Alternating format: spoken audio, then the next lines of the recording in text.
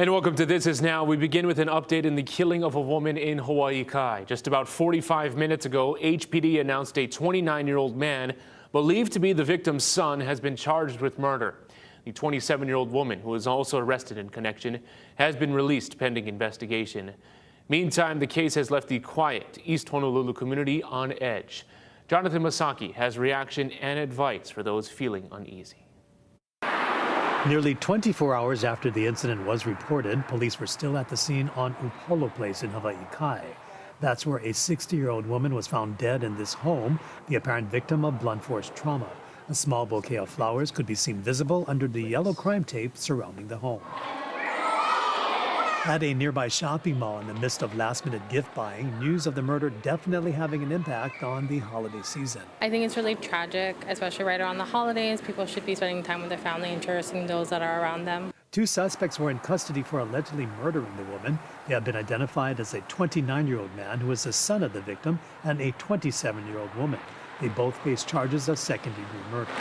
Being someone who lives in Hawaii Kai, this is a very upsetting type of story because we're a pretty close-knit community. Britt Young is a counselor and therapist. She says she knows that this will be the talk around town at holiday gatherings, at work, and that may leave some feeling scared and uneasy. It's okay to seek help. It is okay to feel upset about what's happened in your community, and it certainly is okay to talk to children and anybody who has questions about what happened and let them know it's going to be okay. And the police and everybody else who is in a place of authority are doing their best to figure out what happened and to keep our neighborhood safe. Officers were first called to the scene on Saturday after the victim did not show up for work. Investigation is active. It's ongoing. We're trying to find out as much information as we can from family and friends. An autopsy has been scheduled to determine the exact cause of the woman's death. In Hawaii Kai, Jonathan Masaki, Hawaii News Now. Discharge my duties as Chief of Ocean Safety as Chief of Ocean Safety of the City and County of Honolulu. of the City and County of Honolulu. A special ceremony at Honolulu Hale this morning to mark the official swearing in of the city's first ever Ocean Safety Chief. Kurt Lager earned unanimous approval from the Ocean Safety Commission. He's a 20-year ocean safety veteran who's served as acting director since the department split from EMS 18 months ago. At that time, former Ocean Safety Director John Titchen was placed on leave after conflicts with Mayor Rick Blangiardi. Lager has dedicated his career to water safety and considers the role the honor of a lifetime. It's real surreal. This department has a long history of great leaders, great watermen, great waterwomen over a century. And I'm just humbled and filled with gratitude and just really honored to be here and carry on the legacy that is ocean safety into this next chapter that we're entering into right now. Lager wants to tackle a number of priorities, including staffing and facilities improvement. He will make just over $200,000 a year. Developing news from overnight of a 2-alarm fire in a residential building in the Makiki area. Crews were called to the scene just after midnight.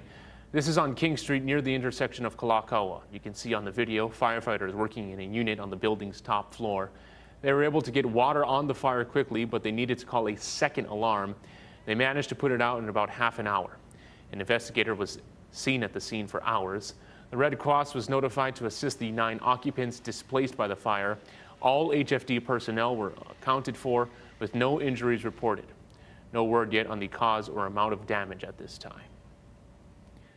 A pair of bad crashes over the weekend have 2 men fighting for their lives this morning. A motorcyclist was critically injured after he lost control in Waianae Saturday afternoon. Police believe the 49-year-old had been speeding on Waianae Valley Road. He was not wearing a helmet.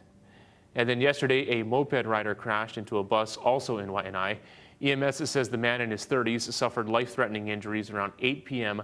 last night at Farrington Highway and Lehoku Street. They added that he was not wearing a helmet. It's unclear what type of bus was involved or what led up to the crash. We've reached out to HPD and the city for more details and are awaiting a response. As we approach New Year's Eve, law enforcement officials are reminding the public about tougher laws and penalties for using illegal fireworks. The laws were passed in the wake of the deadly New Year's Eve explosion caused by illegal aerial fireworks at a home in Aliamanu. The blast killed 6 people and injured at least 20 others in the mass casualty event, including children. Several people were arrested and booked for reckless endangering and for endangering a minor. If that same incident were to happen today, they could be charged with an A felony, which is up to 20 years in prison and fines up to $25,000. HPD always had an issue with enforcement because we did need stricter laws. Police officers and deputy sheriffs are also stepping up enforcement on New Year's Eve with another new law allowing the use of drones to monitor neighborhoods. A historic law that aims to phase out more than 6,000 transient vacation rentals on Maui could actually eliminate only about 1,500. County council members are discussing Resolution 25230, recommended by a temporary investigative group, or TIG. The proposed ordinance would create 2 additional hotel districts where about 4,500 short-term vacation rentals would be allowed. 4 of the 9 council members were part of the TIG, which had 7 meetings without public input. The administration agreeing to this, creating the additional zoning categories, working with Corp Council and the planning department, is showing good faith to all of the people who are experiencing this transition. The public should feel disenfranchised. I feel disenfranchised when I'm saying that I didn't have the opportunity to have 7 meetings on this. I don't know what the 7 meetings were about, and that I was just given 1 meeting to hear the report of the recommendations. That's disrespectful. The Disaster Recovery, International Affairs and Planning Committee will discuss the resolution on January 5th. Public testimony is welcome. President Trump is meeting with his top national security officials this afternoon as the U.S. steps up its pressure campaign against Venezuelan President Nicolas Maduro's government. Erica Brown has the very latest from the White House. With the U.S. Coast Guard in active pursuit Monday of a 3rd oil tanker connected to Venezuela, Homeland Security Secretary Kristi Noem defended the Trump administration's efforts to ramp up the pressure on Venezuela's President Nicolas Maduro, speaking on Fox and Friends. We're not just interdicting these ships, but we're also sending a message around the world that the illegal activity that Maduro is participating in cannot stand. He needs to be gone. The Trump administration maintains Maduro and his government are trafficking drugs into the United States.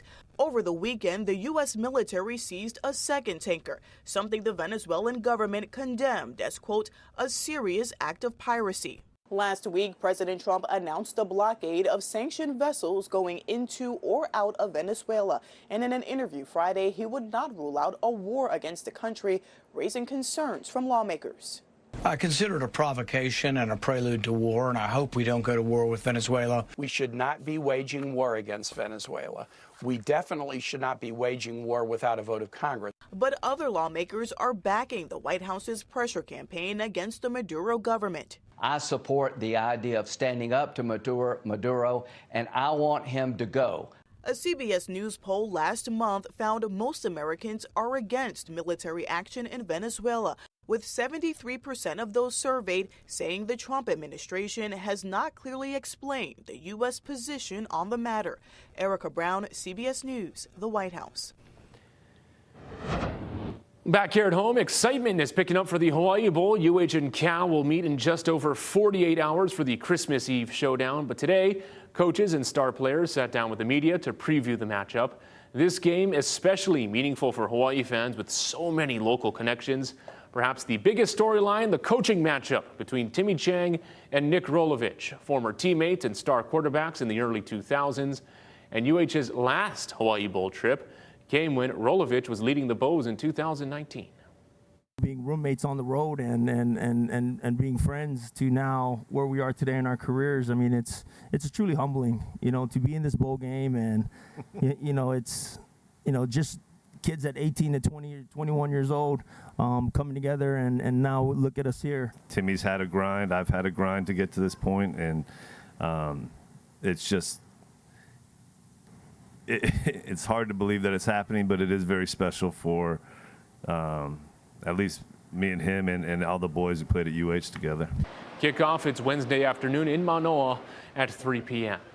And to help ease any possible stress of commuting to and from the game, the city is adjusting its bus and Skyline service, offering rides to and from UH Manoa. Here's Deputy Transportation Director John Nouchi. We'll be running extra service on our new U line connecting at our major Skyline transfer hub at Ahua Lagoon Drive Station to take you direct, non-stop, and hassle-free between Skyline and Ching Field at Manoa. That service will operate frequently, every 15 minutes between 12:15 p.m. and 2:45 p.m. There is also bus service from downtown and Kaka'ako. All riders will need a holo card, and the city is offering preloaded holo cards at all of its satellite city halls. For details on the transportation options and schedule changes, visit hawaiinewsnow.com. Well, there is a plea for help to protect and maintain culturally significant lands on Windward Oahu. Annalisa Burgos explains. For more than a decade, local leaders have been working to transfer 1,000 acres of Maunawili Valley from private ownership of the Harry and Jeanette Weinberg Foundation to the community. A coalition of nonprofits and generational ohana who the land was threatened with sale and development, and had this beautiful vision to really return it, restore it, and put it back into the hands of community. Now that capital funding has been secured to buy the land, 4 nonprofits are raising $500,000 to fund long-term stewardship and care of the land, which includes the most fertile growing soil in Hawaii, an important watershed for Kailua and Kaneohe, and cultural sites. The area is said to have inspired Queen Liliuokalani to write Aloha Oi. This is an opportunity for us to not only steward these lands that were once the breadbasket lands that provided the food that sustained the people there. We know that 90% of our food is imported now, and the need to grow more food. The goal is to improve food and water security and create green jobs for a sustainable local economy. Yeah, the buying and the protection of the land is an important step, but it's just the beginning. We're really asking the community to join us in our restoration efforts, the restoration of the land, the restoration of water, and the restoration of our community. Nonprofits host monthly work days, and volunteers are needed. It's also an opportunity to connect people to land, to build the values of Aloha Aina, and to build future stewards who are really going to care for this place in the long term. To donate and learn more, visit ho'iho'imaunawili.org. Annalisa Burgos, Hawaii News Now.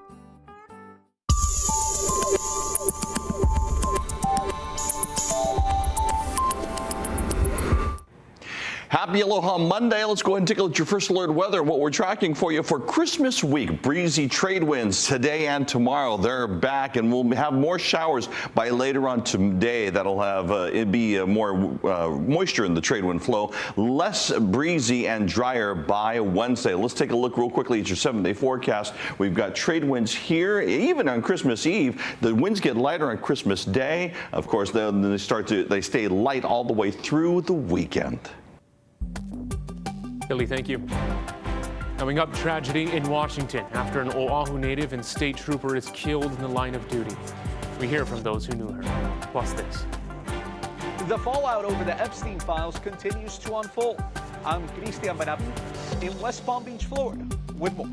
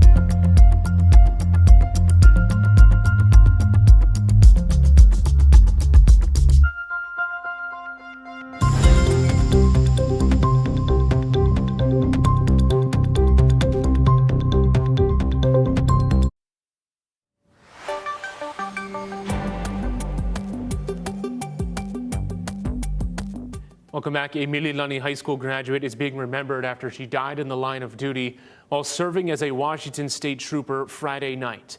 Our Raquel Kahlo has reaction from her colleagues and those who knew her here. At just 29 years old, Trooper Tara Marisa Guting became the 34th officer to die in the line of duty in the 105-year history of the Washington State Patrol. She was covering a collision on State Route 509 in the city of Tacoma when she was unfortunately struck and killed by a motorist.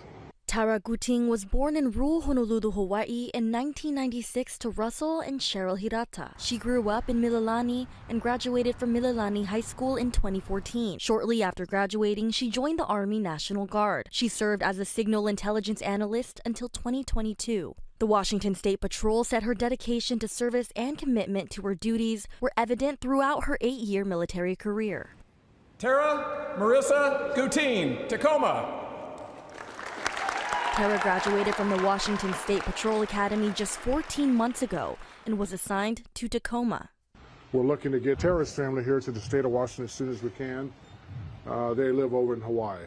In Mililani, Tara's former judo coach remembers her positivity and the way she inspired those around her. She was a tremendous supporter, consummate teammate.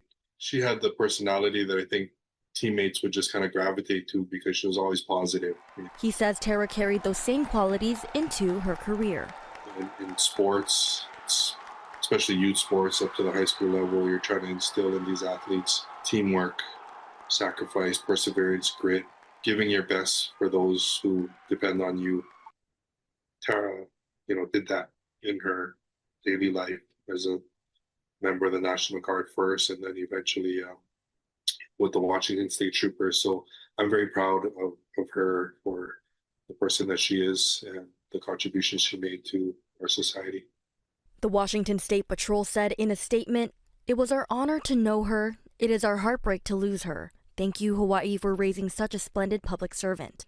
The Tacoma Police Department is now leading the investigation into the incident. Raquel Kahlo for Hawaii News Now. More files related to Jeffrey Epstein are expected to be made public today. Christian Benavidez is outside President Trump's Mar-a-Lago estate, where Epstein was once a member, with the very latest.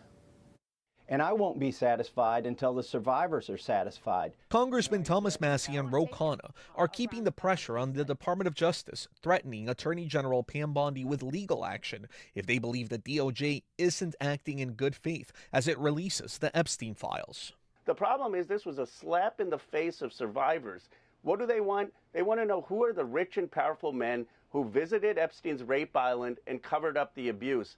Deputy Attorney General Todd Blanche says a slow rollout and heavy redactions are protecting the survivors and the innocent. You're talking about 1 million or so pages of documents. Virtually all of them contain victim information.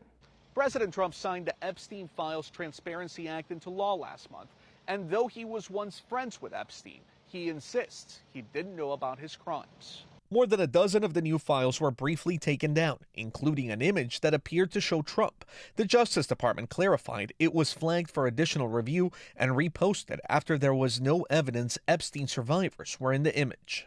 I don't feel tremendously confident that everything will come out. Annie Farmer is a survivor.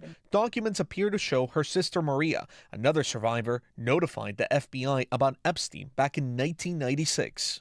Without fully understanding what went wrong here, how can we prevent that from happening again in the future? According to the law, the DOJ must report to Congress in the coming weeks why it made any redactions. Christian Benavidez, CBS News, West Palm Beach, Florida.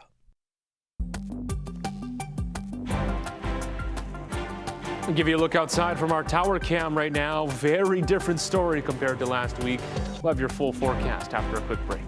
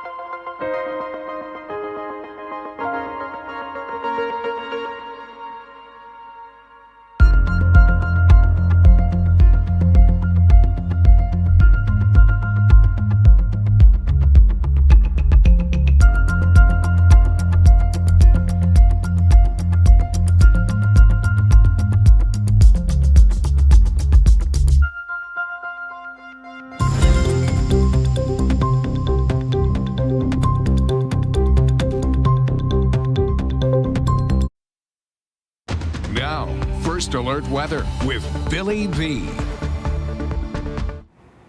Thank you very much. Let's go ahead and take a look at your First Alert weather and what we are tracking for you today. First of all, small craft advisories are in effect until 6 a.m. tomorrow, and that's because of the strong and gusty trade winds. As a matter of fact, not only do we have small craft advisories in effect, but also caution is advised for the entrances, the harbor entrances for Kahului Harbor and Hilo Harbor, just because we've got overlapping swell that's coming from different directions. Let's show you the surf numbers real quickly here. 6 to 8 over on the North Shore. We'll have a north-northeast swell late Wednesday. 2 to 4 on the west side, 3 to 5 over in the town spots because of a trade wind swell. As the winds pick up, those numbers will pick up as well. Let's take a look at what you've got for today. Partly to mostly cloudy skies, depending on where you are. We'll see some sunshine as well. Daytime high is going to be near 80 degrees. Here's what you've got for your 7-day forecast. First of all, trade wind weather for the first part of the week. We got Monday, Tuesday, Wednesday, 15 to 20 miles per hour as we get towards Christmas Eve. Drier conditions for you. We get into Christmas Day, though, the winds are going to turn light, and they're going to stay light and variable as we go throughout the rest of the week.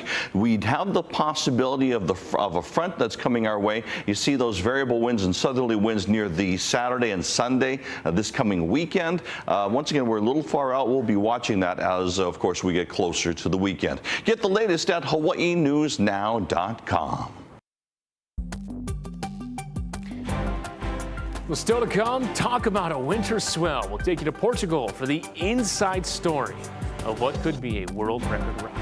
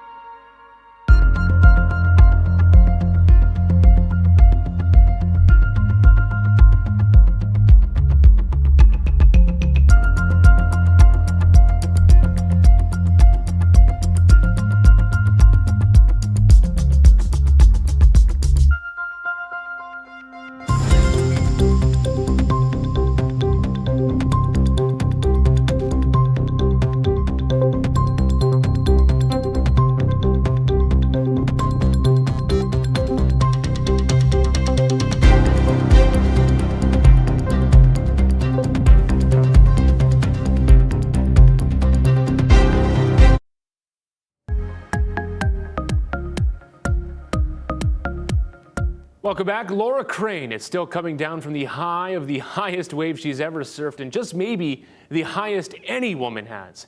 Haley Ott has more. It's the wave Laura Crane hopes will get her into the record books. A picture-perfect swell at sunset that could be the biggest ever surfed by a woman. It happened off the coast of the Portuguese fishing village called Nazaré, where the perfect conditions create the largest waves anywhere on Earth. It's become a mecca for surfers from around the world looking to ride giant waves, like Crane, who was taking part in the Nazaré Big Wave Challenge. When the competition stopped because of a technical fault, she just couldn't bring herself to leave.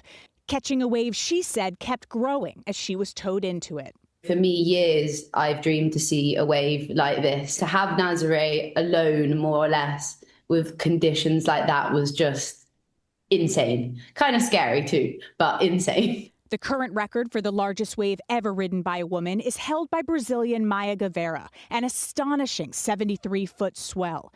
But Crane hopes hers is bigger, setting the new world record she says would be the best Christmas present ever.